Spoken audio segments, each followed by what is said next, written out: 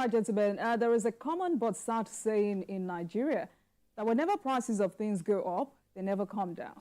According to reports, the country's inflation rate climbed to more than 28-year high in May due to higher prices of food, rent, and transportation. The National Bureau of Statistics (NBS) says inflation rose to 33.95% compared with 33.7% in April. Food inflation rose to 40.66% in May from 40.3% in April. Nikhil, let me start with you.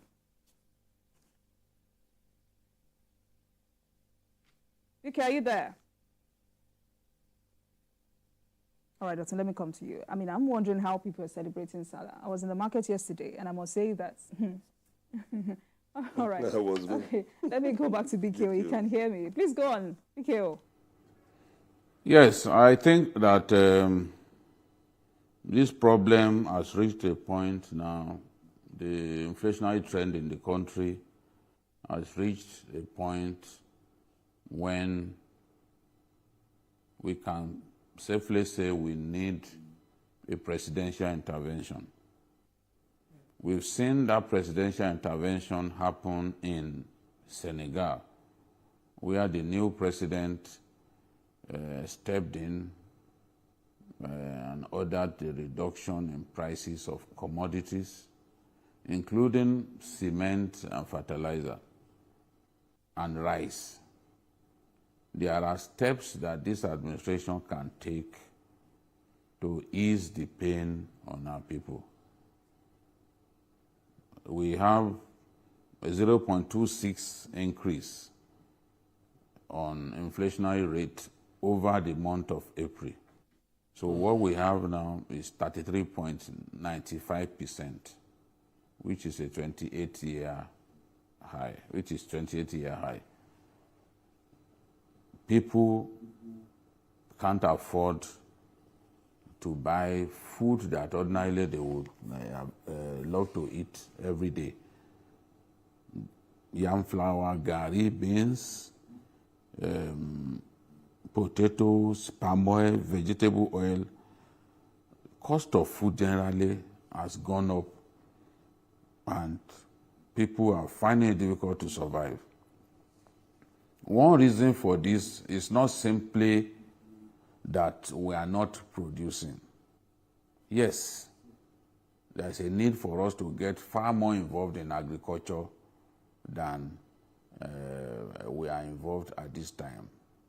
There's a need to secure the food production belts of our country, especially in the Northwest, where a lot of the things that we need come from, onions, watermelon, and the rest of them.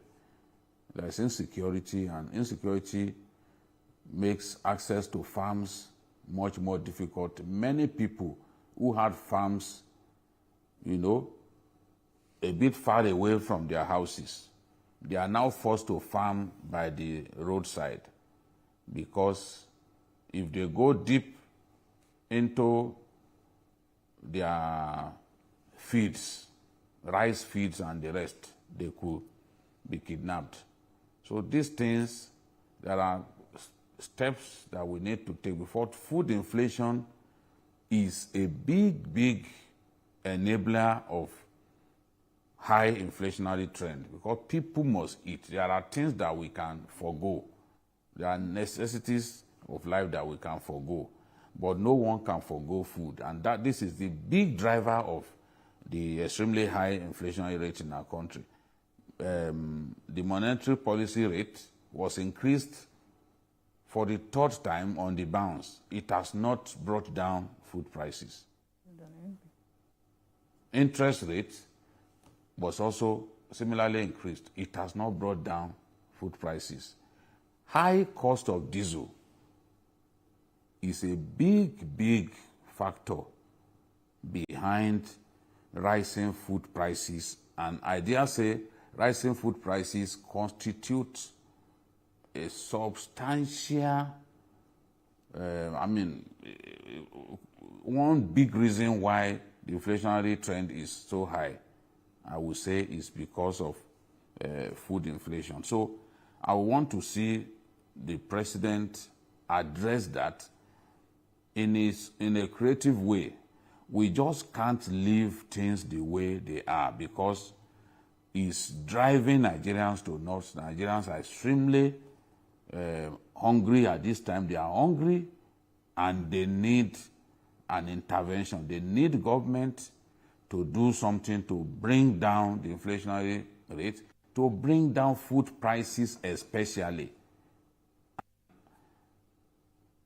I think that it has reached that point that government must come up with policies that help us ease the pain on our people. That is the responsibility of government. Government must find a way to ease the pain on our people, bring down the prices of food, beans, gari, all those staples that our people can literally not avoid. We just have to do something. And looking at this figure, who knows what it will be for the month of June, the way it's going. So I think that the people running the Nigerian economy and Mr. President need to do something quickly before it even degenerates. Gentlemen, BKO has talked about presidential intervention. Others are talking about price control. I mean, I priced ejakika in the market yesterday, and I didn't know when I shouted, ha!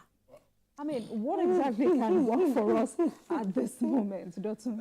I think the first thing on my checklist, BKO has mentioned a lot of them, is the greed of the market men and women. I watched a video yesterday over and over again from the Ondo-Ekiti axis.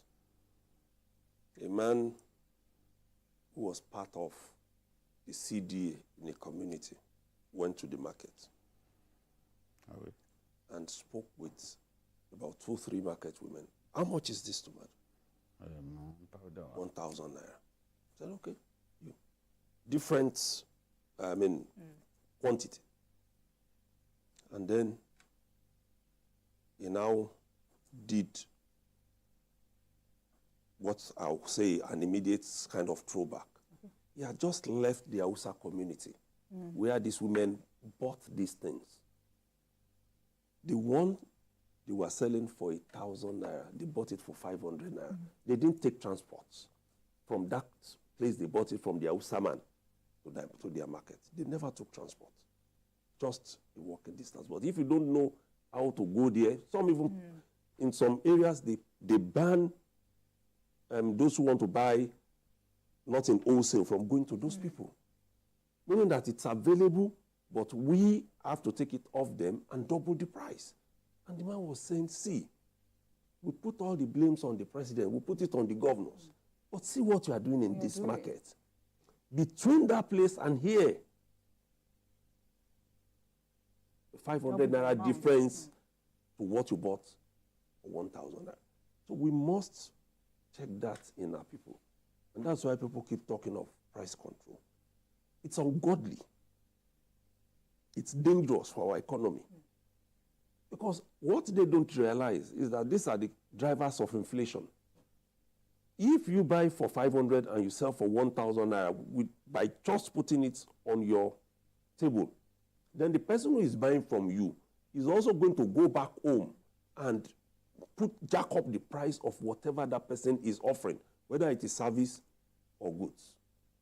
That's what is happening. That's the biggest issue that we have. People do not fear God again. We just want to make profits out of everything. And unknowingly, ignorantly, we are driving inflation. We'll keep doing it. One part of it that BKO talked about in terms of transportation is the cost of diesel. Then also let us now add the cost of settling security agents on the way.